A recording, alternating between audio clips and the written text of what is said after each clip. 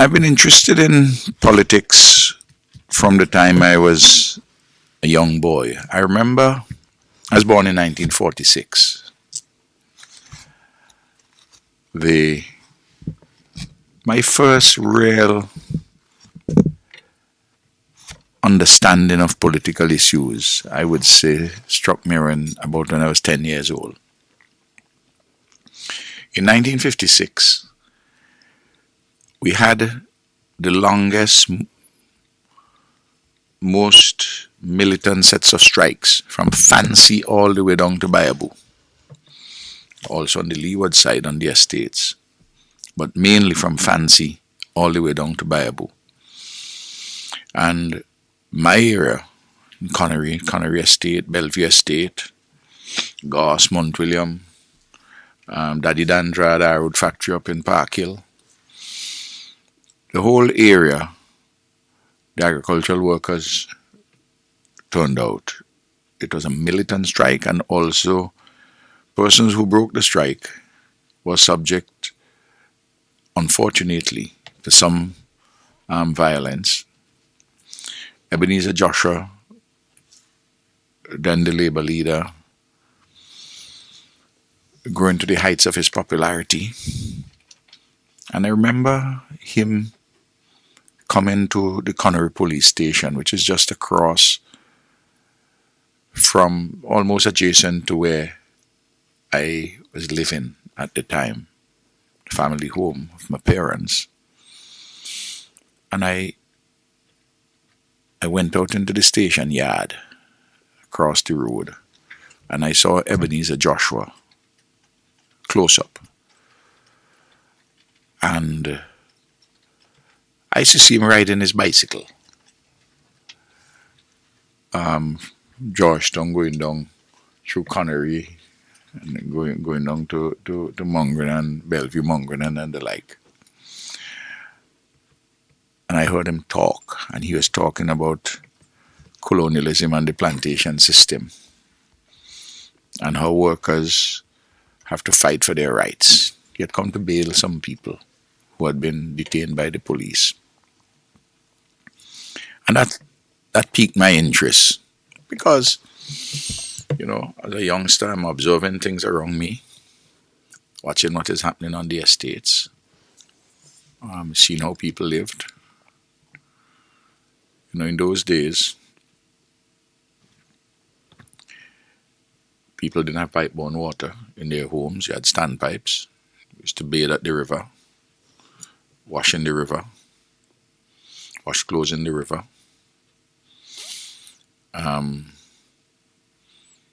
Electricity was not for everybody.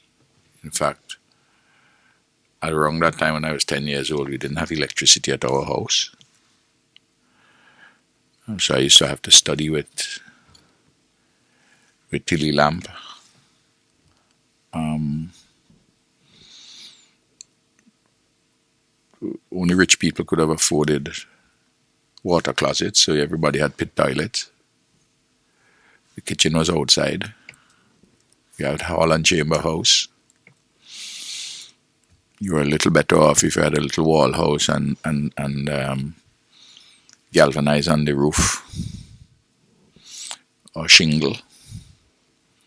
A lot of houses in Connery, particularly on the side of the estate, but not only there, which were wooden houses with thatch roofs. Old man beard grass on the roof of the houses.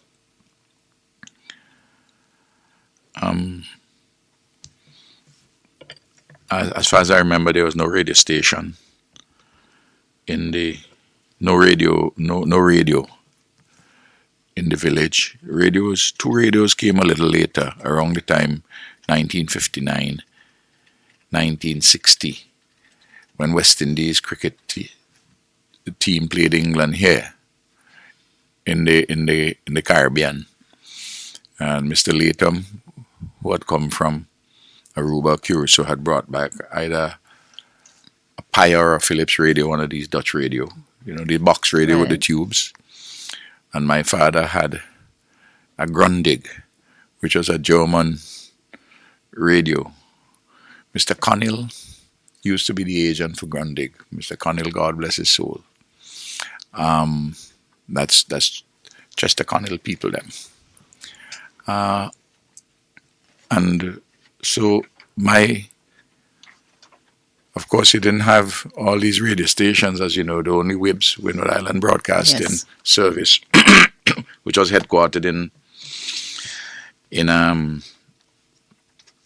Grenada, and there was a substation here. They only broadcast for certain hours on medium wave and particular hours.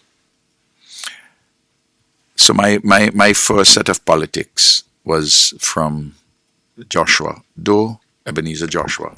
I started to follow him, and I liked his politics very much because he was defending the poor and the working people. And as I say, I was observing too. I was a sensitive boy, a sensitive child. And then there was an old man in the village, Mr. Doyle. I remember him very well. Mr. Doyle had gone to Cuba to cut cane. He was a poor man, dignified. He used to, I could still see him, tall, black pants, a see-through Tyrolean shirt with a merino underneath, button down. Either wearing gunslinger, I used to call them flip-flops, or a white soft mash, the canvas. As I say, dignified. Poor as a church mouse. But wise. And he and I took a liking to each other, in part because his daughter, Edna, used to help my mother do some washing and ironing. And Edna had a child, I'm told, around the same age as I was when I was a baby, and when my mother was busy in her shop. And I'm told that when Edna was feeding her baby and I'm crying, he will be on one of the mammaries, and I am another on the mammaries. So I read about those things happening and people consider them strange, but you know them. You've lived them. I lived it. So, but Mr. Doyle, the youngsters used to watch Mr. Doyle very strangely. He had a little beard, white hair. But we used to sit on the wall at the bridge, the entrance at Connery Bridge. Mornings, when I'm going to bathe in the river, or afternoons when I'm finished school, or in the early evening and the like. He talked to me about all kind of things. I mean, he made me understand that there was a world outside of Britain and British colonialism, and that there was Cuba and the Dominican Republic and Panama and the United States of America. In other words, there was a world outside, and opened my mind to these things, and would talk to me about different things. For instance, I had the impression that a republic was a terrible place of crime and so on and disorder. And he would tell me, well, America is a republic. I didn't know that. I thought it was only Cuba is a republic in the days of the Batista regime and what was happening in Venezuela, because you tended to get stories with Venezuela because, after all, the folk song had said, Matilda, Matilda, she take me money and run Venezuela. That is when Matilda left her man and took his money. He didn't go to Tokyo or London or New York or Vladivostok. He went down the road, she just went down the road to Venezuela. So Mr. Doyle opened my eyes many things. I reflect on many sayings of his, and I often quote him at meetings. Sometimes I don't attribute the wisdom to him, but I will remember things what he told me as a boy. So all of that helped to shape my own political education. My father was very partial to Ebenezer Joshua. My mother was not so partial to Joshua. She even though she liked Joshua, I don't think she particularly liked Mammy Josh. And then you found those kinds of divisions would take place. But and there are lots of politics would have been discussed in that period, because this was a time of constitutional decolonization. 1957, the full ministerial system came into being, and in 1960-61, the office of chief minister arose. But I remember as a boy, even the pre-ministerial system, when you had a committee, I remember George Hamilton Charles, he had printed some exercise books, because he was a kind of a minister, not quite a minister, but a sort of pre-ministerial system, but he was in the executive council responsible for education.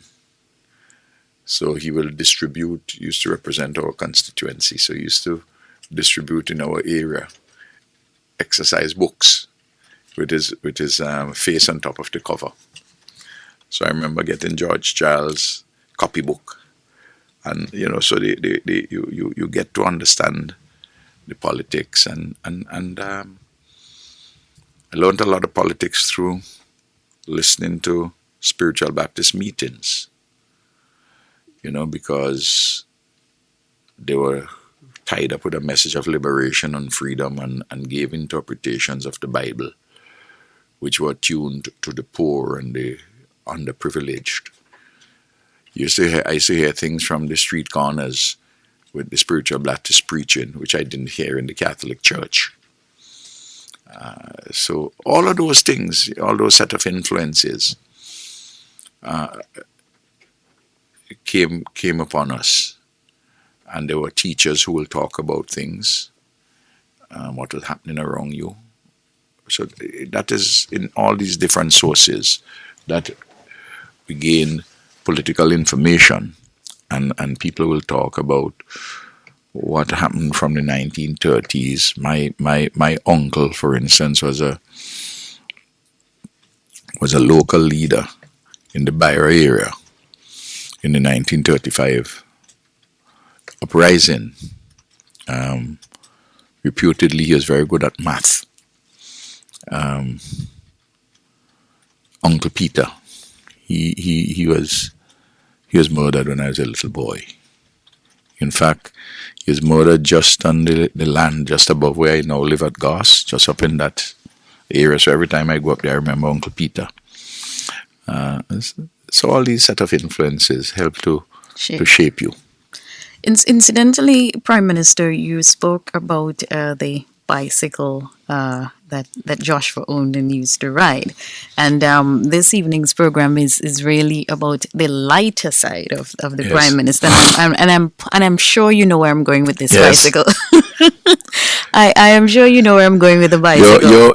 Your grandfather bicycle helped to mash up my left ankle. Because that's bad business for me, Prime Minister.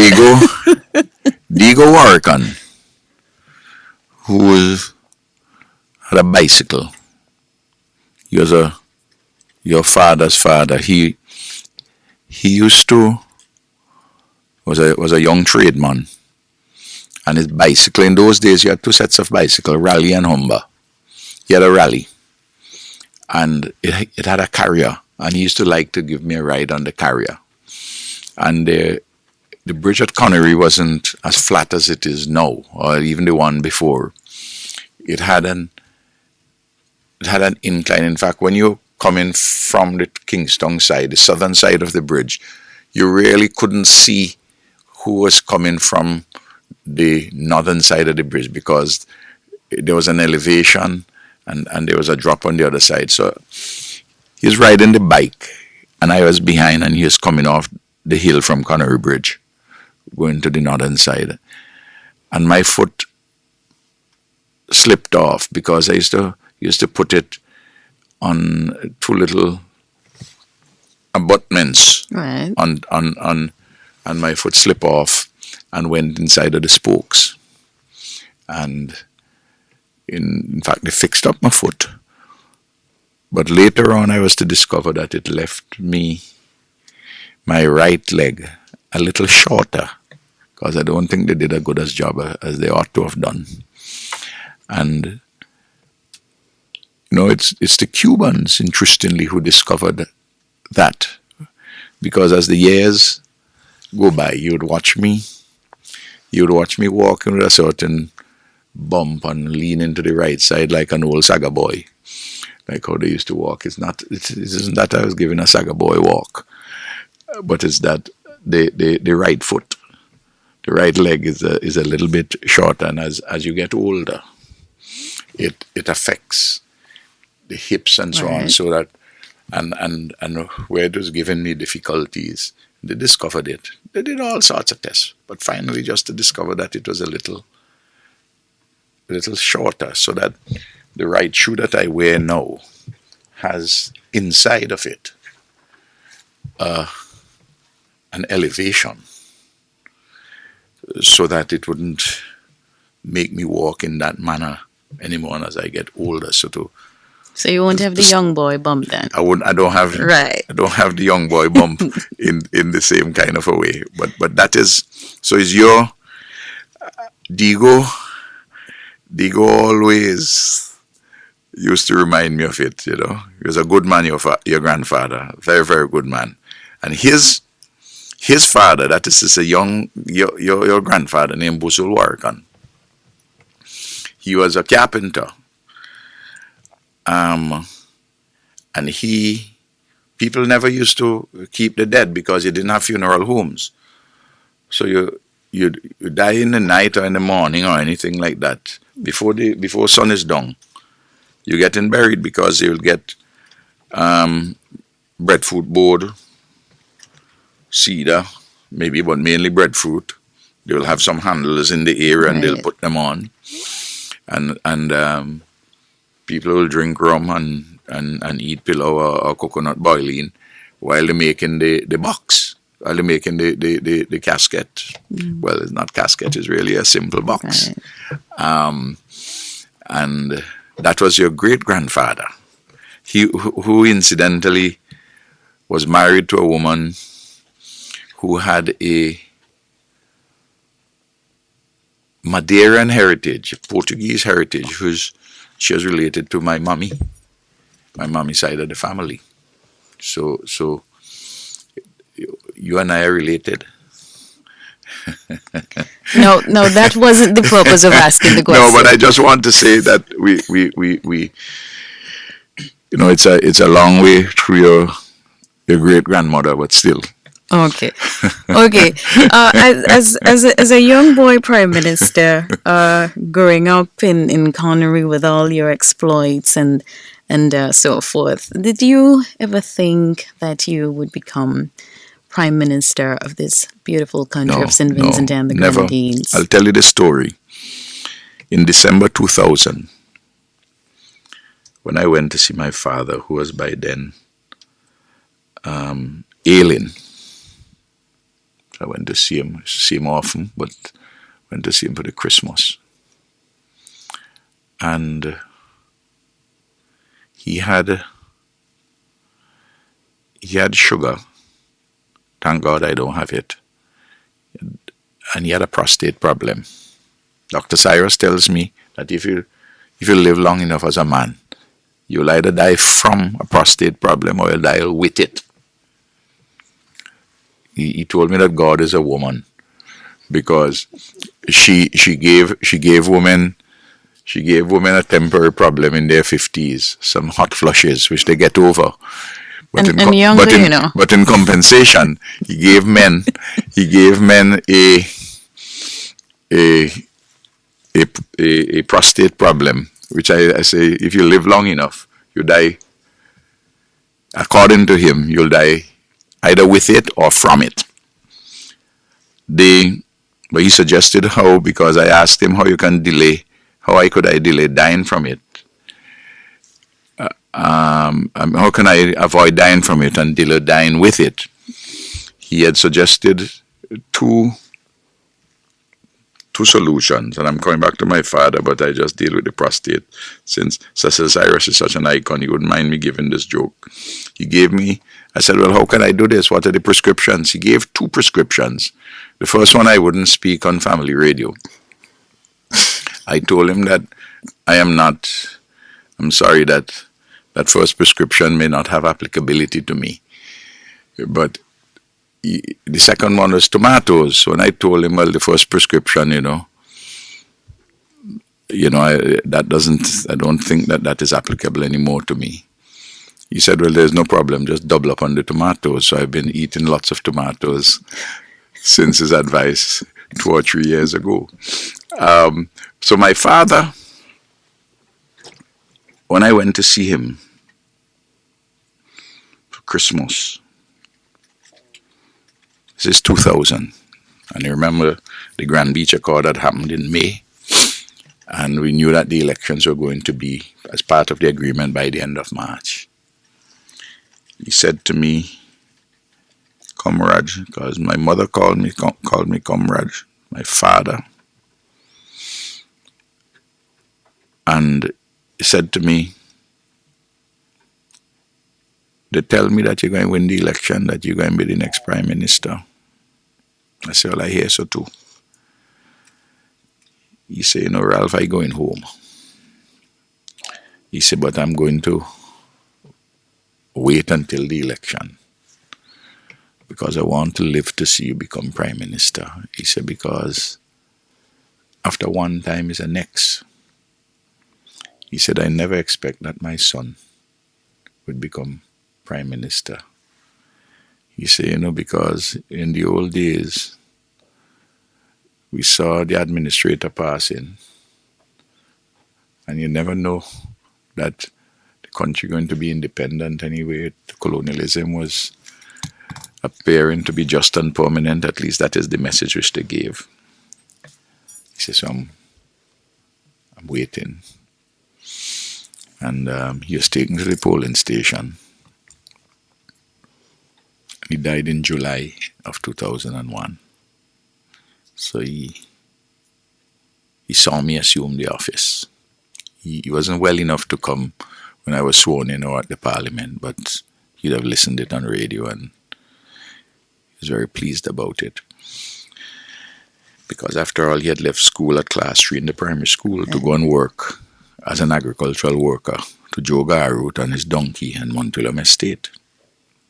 So there was no expectation, and when I was a boy, it didn't cross my mind. Of course, later on, I wasn't thinking of prime minister. I was thinking about just being involved politically. By the time I had become a teenager, a youngster going off to university, and so on.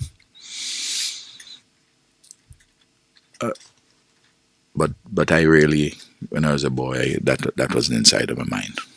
Okay, and describe how you felt when you took the oath of office as prime minister for the first time in March of 2000. Well, I will tell you. Well, it was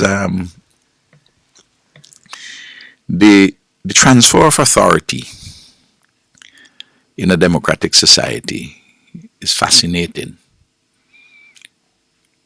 Brent Black, who had provided security for me during the 2001 election. In fact, from the end of 2000, and he drove me and Eloise up to Government House on the Thursday morning to be sworn in by Sir Charles Antrobus, the Governor General.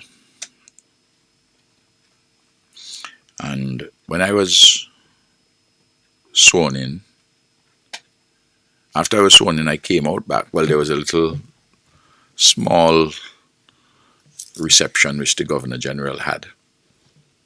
He and his dear wife, Lady Antrobus.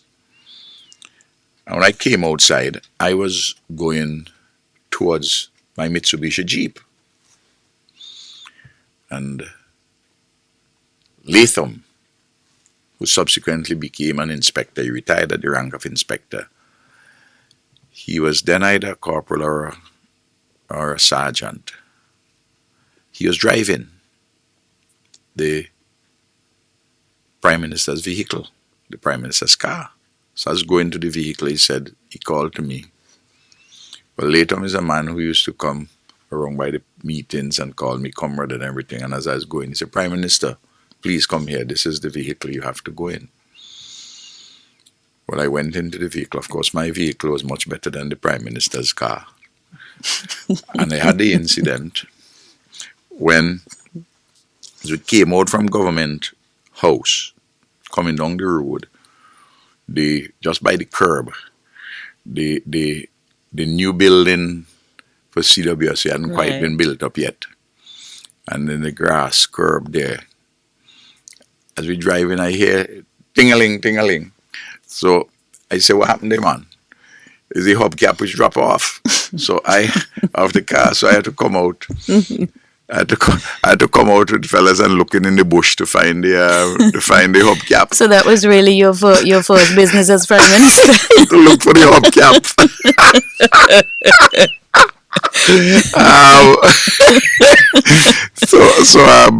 But we used for quite a while my Mitsubishi vehicle, the SUV, until they bought a new car, right, a new vehicle. For the Prime Minister, but I became very much a political activist at the University of the West Indies. I became president of the Students' Union, very active, took part in led the famous Rodney demonstration when Walter Rodney was banned from returning to Jamaica. And I marked my political involvement from October the 16th, 1968. So this year would be 47 years, October the 16th. That's not a bad date on which to call the election, eh? Well, Prime Minister... that's not a bad date at all when you come to think of it. A nice little anniversary there, 47th anniversary for the comrade on October the 16th. Also, a date close to that. I don't know whether October the 16th is a Saturday or Sunday or Friday or whatever. Johnny P, October 16th. Let's get it. It's a Friday. It's a Friday. It can't be on, for many reasons. It can be. It can't be on a Friday because I have to respect the Seventh-day Adventists. Because the sun would go down and the Sabbath. We wouldn't want that. So maybe the Thursday, the 15th, when Walter was banned and when I organized the protest on that evening. And enjoy the fourth-term victory on the 16th. That's not a bad idea, So that's a possibility. And you heard it first on an evening with the Prime Minister. And that means I have to make the announcement pretty soon because I'll have to make it pretty soon if that is the thing, because I wouldn't want to give more than 1 month, and today is the 9th. So if so of course I'm still listening to the Lord. But in as much as we are talking, right. I said, and in the lightness of this discussion. But my own education and training helped me to come to where I am.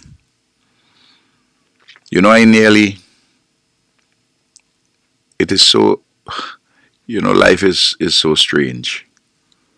And opportunities come by. In those days,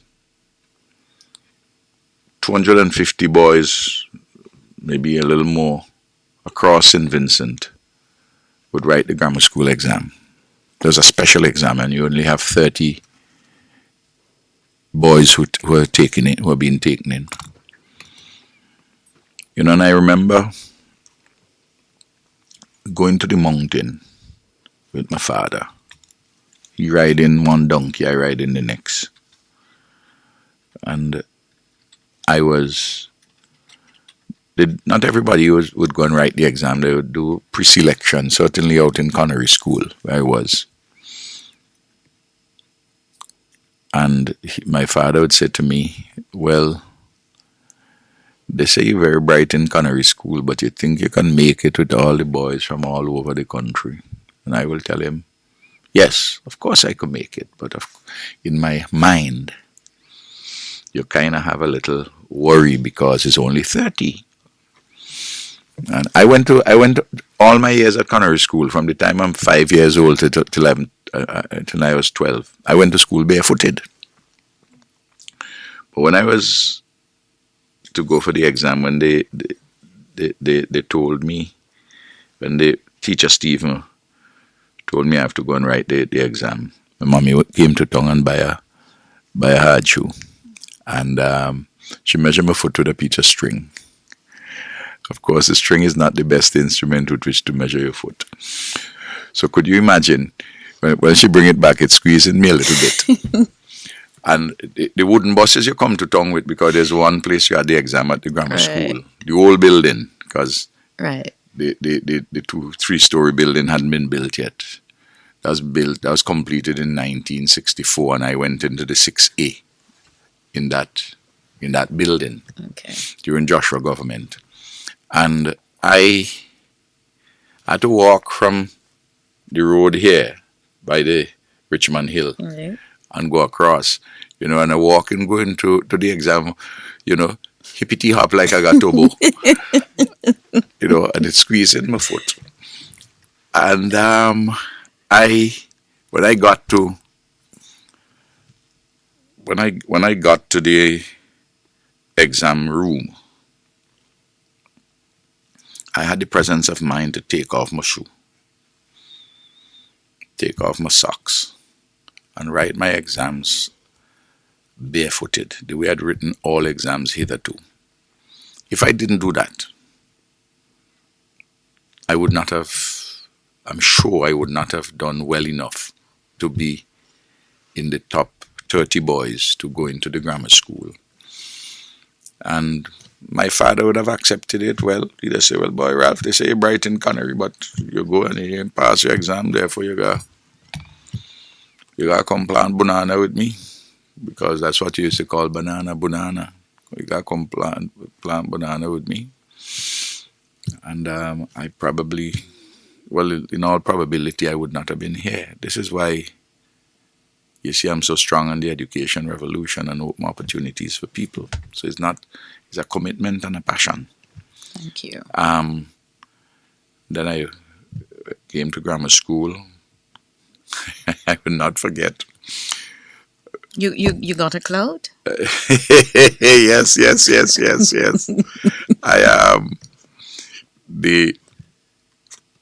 I remember when I was in Form 6, 6B, Ulrich Crick, Barbadian headmaster, U.G. Crick. I went to him for us to start a school steel band. So he chased me from his office. Gonzales, you have turned my school into the market square. Now you want to turn it into a dance hall. Because, many of us had been arguing and politics, social events, and over the period, social issues, And then I did my, what they used to call senior Cambridge. Then I did my A-levels. Senior Cambridge is what subsequently became O-levels and what then became CXC. I went to university, enrolled, and to do a Bachelor of Science degree in economics. and specialized in government and administration. I had to do economics courses too, and a number of other things in the social sciences, broad kind of a degree. Then I did the masters at UWI. Actually, I'd done well. I was student of the year, both for academic and non-academic work, because I was a champion debater. I played cricket, I played steel band, and I did very well. In fact, in government, in that particular specialty, I'd been the top student.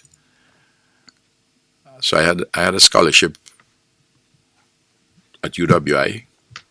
I had a scholarship to go. I had one also to go to the Autonomous University of Mexico, and I had one to go to an American university. And it was no contest really. I decided to stay at UWI, largely not so much because I was as interested in doing another 2 years at UWI to do my master's degree, but I was in love with Camilo's mommy. So I let my heart, I was a young. They may say that I was a young fool in love, and now an old fool still in love. But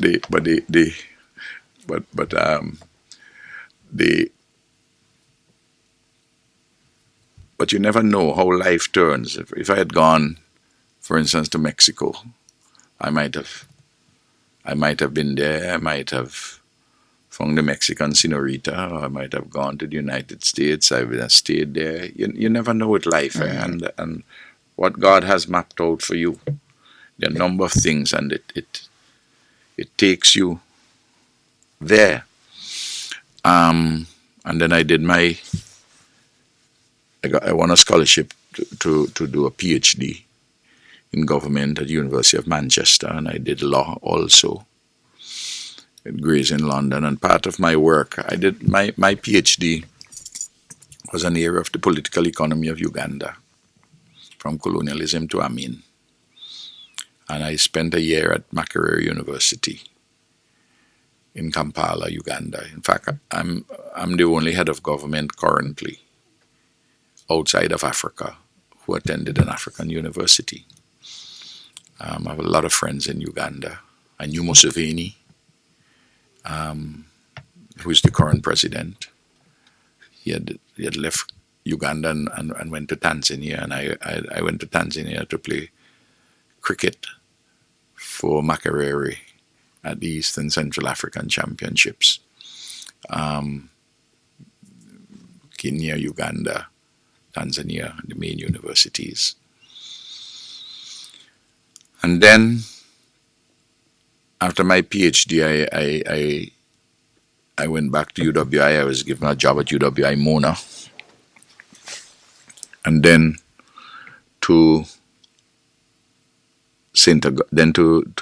after 2 years, they were opening up to teach particular courses in government at Cave Hill. And I was given the job to go down there. And I worked there for 3 years, 1976 to 1979. I was very active. And I took a sabbatical, a year, no pay leave, to come home to be involved in the first elections after independence. I came home in June, July 1979. And we had the elections in December under the United People's Movement ticket. And then shortly after the election, my work permit was revoked by the Tom Adams government in Barbados. I used to be very critical of his government. I used to write a newspaper column involved in lots of public discussion and the like.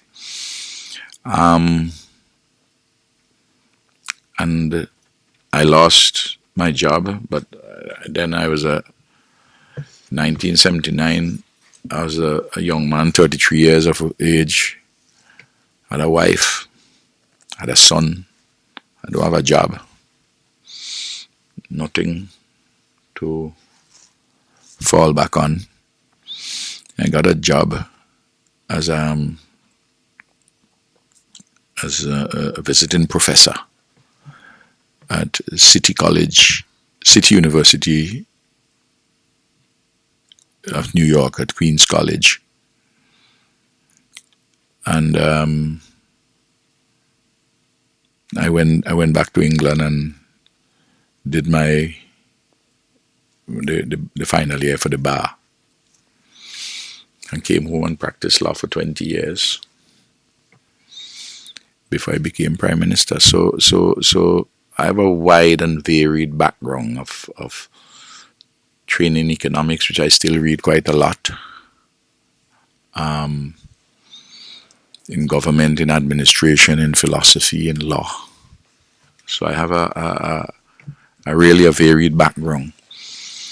You know, I tell you, if you read the book of Daniel, you will find that Daniel, who was he was an Israelite, and he was in Babylonian captivity in Persia.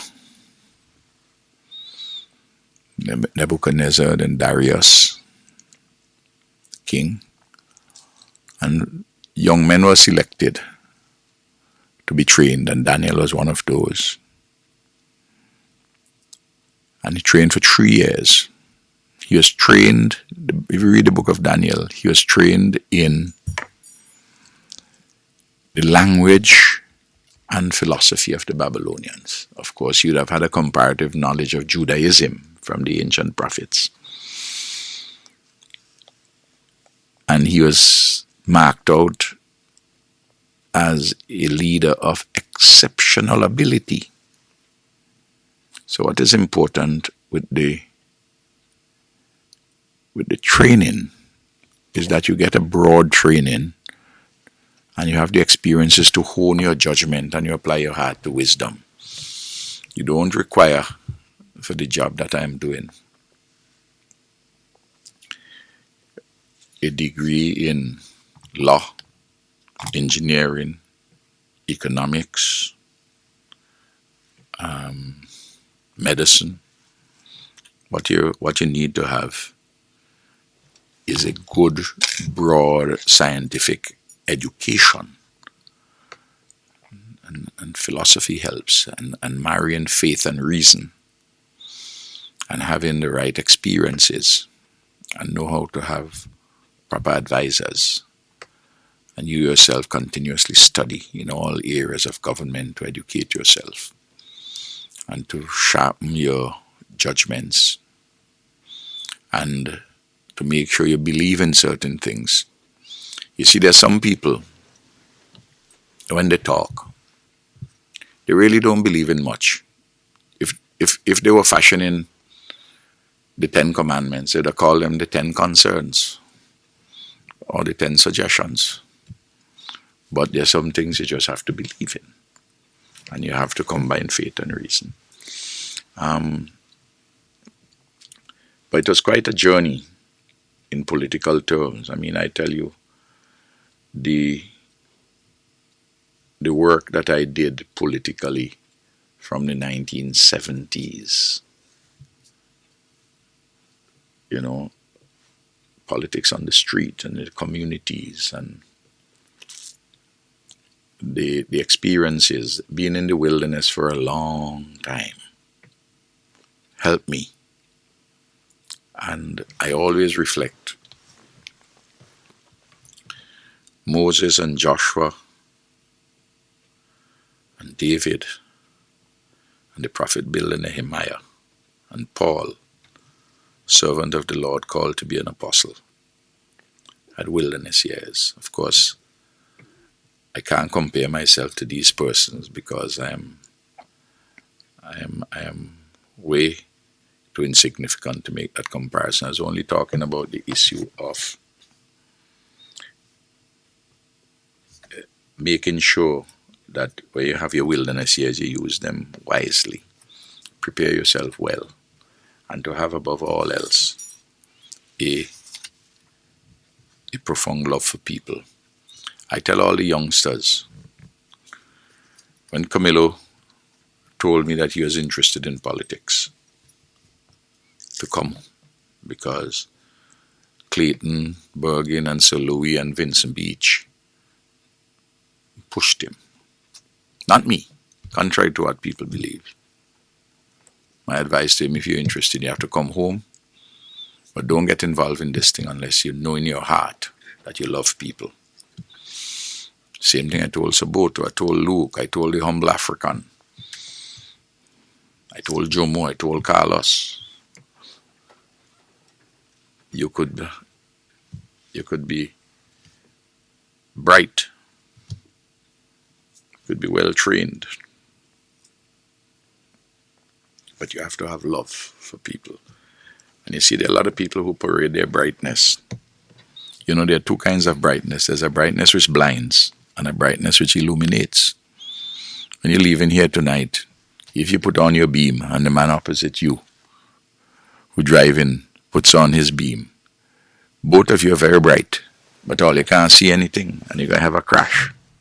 So you have to have a brightness which illuminates, which clears the pathway. So a lot of people, when you hear they tell you, boast and tell you how bright they are, and they remind you every minute of the day that they have a PhD, or they were doing a PhD and they're getting involved in politics, and they remind you all the time. And you know, people like these don't understand what true knowledge is, and judgment and wisdom and understanding. It's 41 years now that I have a PhD. And if you don't remind me on a daily basis, I don't remember it, because that's not important. And you have to have love for people, and that is something which you can't boast about. You either have it and people see it, or you don't have it. And if you have it, people are prepared, even when, as a human being, your imperfections show up. People stay with you because they know that you have love in your heart, and you apply your heart to wisdom. And that is not something which you can fake. It's either you have it or you don't have it. And people will see it in every single different way. And the experience which I have, I mean, I tell you, is every single, I mean, I'm the only politician in this country who has participated in every single election since independence as a candidate. 36 years this year of elections. Independence. Of independence, but 36 years of electoral participation by me. And the experience and the training I've had, and the interaction with people, and the learning that I've gotten from ordinary people, from old Mr. Doyle, through thousands of people today, young and old. You don't buy that knowledge and experience on a supermarket shelf as if it is cornflakes.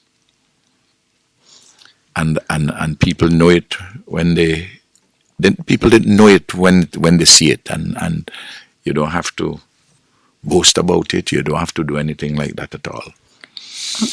And the journey has, I mean, it wasn't a case where if I didn't become Prime Minister, I would have made my contribution by lifting consciousness in the community, doing a number of things. I had a life, and after this job, I'm hopeful that I have a life still, and I hope when I leave that I leave behind no unfinished task. Well, we will definitely get into that aspect of the discussion a little later on. I see the telephone lines are going, Prime Minister, Yes. and we're going to take some calls in Okay. a bit. This, of course, is an evening with Prime Minister Dr. Ralph Gonsalves, the lighter side of the Prime Minister. Just before we I take just want to say this. People, a very good learning experience in life is being in a family and having children. It's of course there are humorous things. I mean, Camilla, for instance, came up by the office a few months ago. He said, "I have something here for you, a red Converse." So I said to him, "A red Converse." I say, "I understand the verb converse, from which the abstract non-conversation follows." I mean, I didn't know that there was something called a converse, called a shoe. I learned the songs and so on, and many things from the children, the young ones who come by and who I interact with. And of course, I've been fortunate to have two mothers of my children. And, and Eloise has been tremendous in helping me and being with me and standing by me through a lot of difficulties and problems and challenges. And you need that too, eh? And of course, faith. And in life too, I had a young son who died in 1981. In 1980, in June 1980. And a window of life opens up to you, and you begin to reflect on the importance and meaning of life, and to deal with tragedy, and so on and so forth. It's a multiplicity of things which make up who you are, and of course the interaction with people. The North Central Windward, for instance, has been so good to me. And that's why I say that even when I'm finished with this next term, God's willing, and the people express the will of God, that in 2020 I would be 74 years of age. And if I'm in good health still, and the people of North Central want me to continue as their representative, even though I would not lead the party again, this is my last election as party leader. Of course, Ronald Reagan became president close to his mid-70s. Yeah. But I'm not. And Mr. Eustace wants to have his first crack at prime minister, elected prime minister at 71 plus. It's a hell of a thing. I wish him well. You don't come to these things for the first time at these ages. It doesn't make sense. Prime Minister. Either for him or for the people. And North Central has been very good to me. Okay. Just before we take our very first call, there is a question that begs to be answered. Let's look at a day in the life of a prime minister.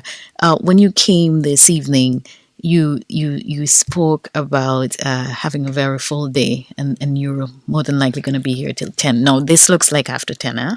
Yes. Right. How do you prepare for a day at work?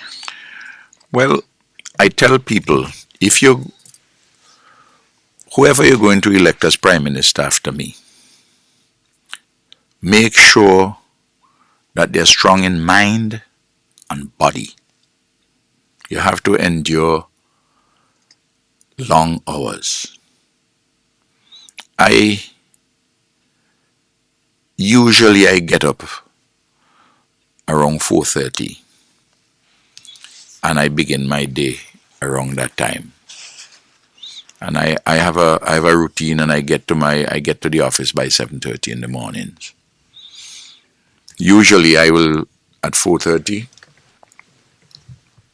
I will go into my study, I have myself a cup of coffee, and I begin to read the newspapers on the internet. I'm not a social media person. You don't find me making any posts, and I don't read social media.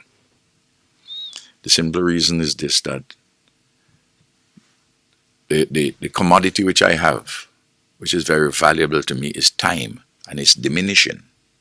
Therefore, I try not to waste my time. And I'd read newspapers in the Caribbean. They made the newspapers from Trinidad, Jamaica, Barbados, St. Lucia, all the papers really which are online. I'll read the British newspapers, the Guardian, the Telegraph, the Independent, even the Mail. I'd look at journals like Right. the New Statesman, Spectator. I'd look at Monthly Review Press, the Monthly Review magazine, the Left magazine in the U.S., Time, the New York Times, the Washington Post. So, and I asked them to bring for me my breakfast around 6:15. So I'm a creature of habit. So in the arc between 6:15 and 6:13, I then have my ginger tea with cayenne pepper and apple cider vinegar, Moringa. and invariably moringa bush with some balanja in it, and tomato naturally, and cucumber. And 2 mornings out of every 7, I will have an egg for the protein. Then I go and get myself ready and go to work. Sometimes I stop off early with my reading, and begin to make calls at around 6 o'clock. People who have called me the previous day whom I didn't get to, and I have a list of them, and I try and get as many as possible. I get down at 7:30, and Vincent Beach and P.S. Pompey will come in and see me. Angie, the executive secretary, will be there at office. I start to work. And I work through the day with meetings and all kinds of activities. And I mean, today, for instance, I went down, I had appointments this morning, then I went to a function of the Police Welfare Association down at Methodist Church. All came back, did cabinet, had soup for lunch, but saw persons during the lunch period. In fact, one of them even had a cup of my soup while we were talking. She and her coach, and then I work. I went home this evening a little earlier than usual, around 5:30, and had my dinner.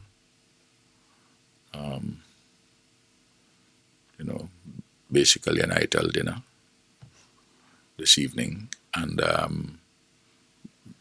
showered, put on my clothes ready to come here, but I had about an hour and a quarter to spare. So I started to review the manifesto for 2015, which is already written. I'm ready to roll, I'm ready to roll. I'm ready to rumble. I'm really ready to rumble.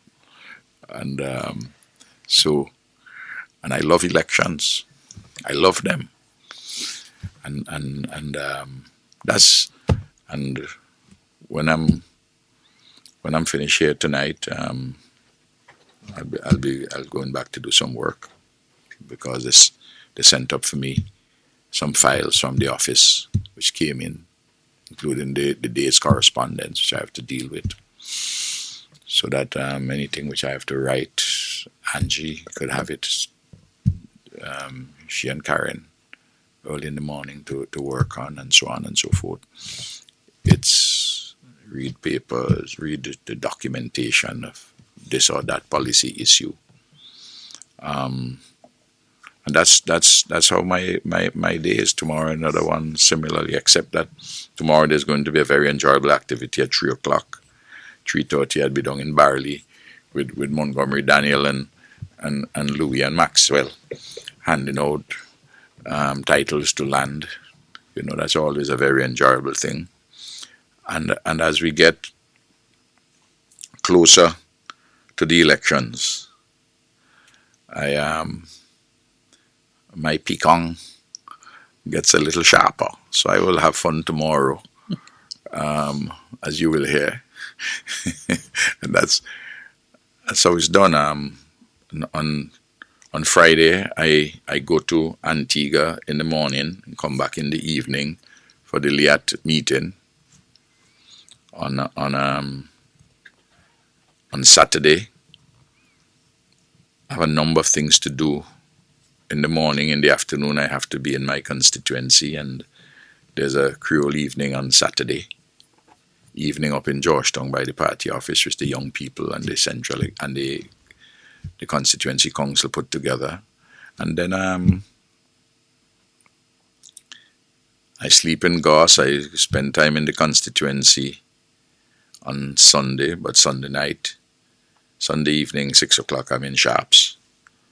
I have to deal with Leacock and Eustace in Sharps on Sunday evening. So the people, I'm inviting them to come there. They're going to hear some things from me about some of the things which they said. They talk a lot of rubbish. They're getting so desperate. They're unraveling. They're unraveling real badly. And they're looking more and more ragged. They don't look as anything close to any kind of government. I mean, on Saturday night, their feature speaker was Zion I. Their feature speaker. Could you imagine that? I mean, it's just pure rubbish. And he talked a lot of rubbish because I listened to some of what he had to say before I went up Sion Hill to have solidarity with Luke. Luke had an event at Sion Hill. So those are the. I mean, I'm, and I have to be dealing with Julian and who is general secretary and campaign manager, and making sure that everything is in place.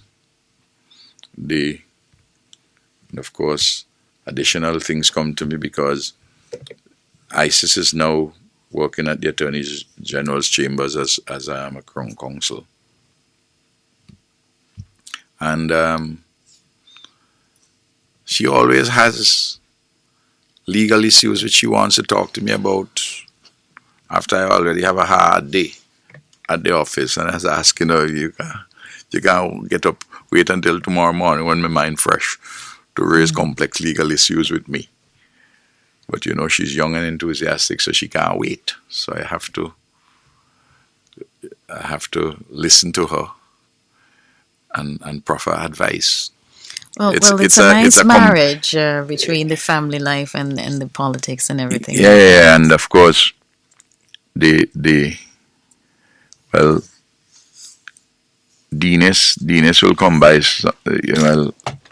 He's away now, but in the mornings he'd come by for about half an hour, 40 minutes, and do some workout with me to try and keep me in shape. So I try to do everything in a good balance, but my days are rarely filled, and when I have particular activities, as you notice, there's a paper which on typed pages, the A4 pages, It was 40-something pages. You saw it was several pages in the newspaper, and a piece which I did on theology, the church, and politics, a Caribbean perspective for the 40th anniversary of the priesthood of Father Monsignor Blackett in Barbados.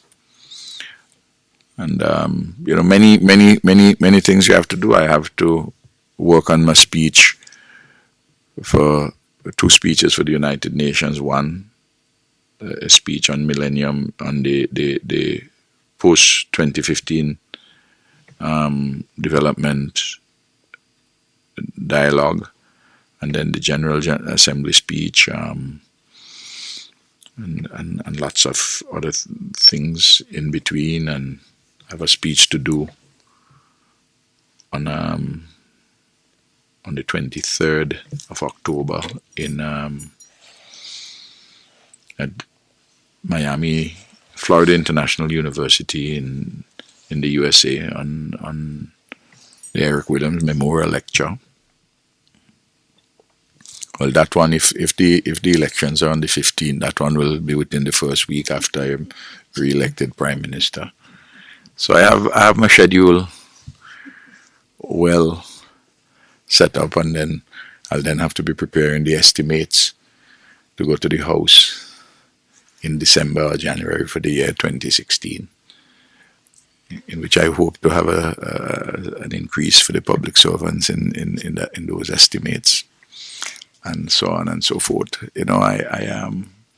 So I have my agenda working out. Prime Minister, you noticed when you said that the smiles of the... Yeah. I saw that. You saw that. I saw that. It's really a good time for us to now invite you. Thank you so much for listening to the conversation we're having. And it's a good